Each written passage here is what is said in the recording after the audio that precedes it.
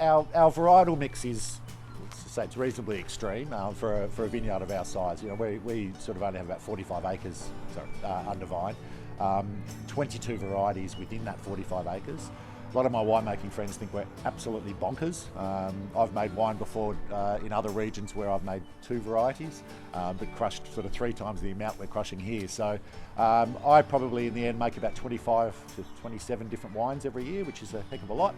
But that's our chosen model. That's the model that we've pursued and the business has pursued for essentially the last 15 to 20 years. We've always been really interested in alternate and emerging varieties.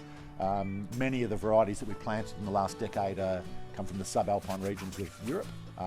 They tend to be a little bit thicker skinned as well, so they tend to put up with sort of the dry grown, intense summer heat as well.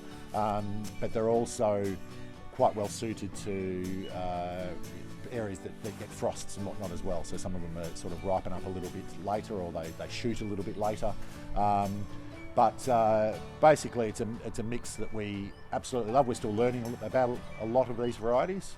We do a lot of the classic varieties as well, you know, like the Riesling, Sauv Blancs, Cabernets and Shiraz, and we like to think we do them very well.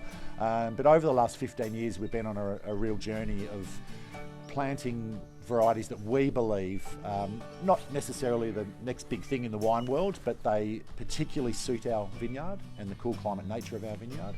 Many of these varieties come from the subalpine regions of Europe, France and Italy, so there's no secret as to why they grow well here as well in similar conditions.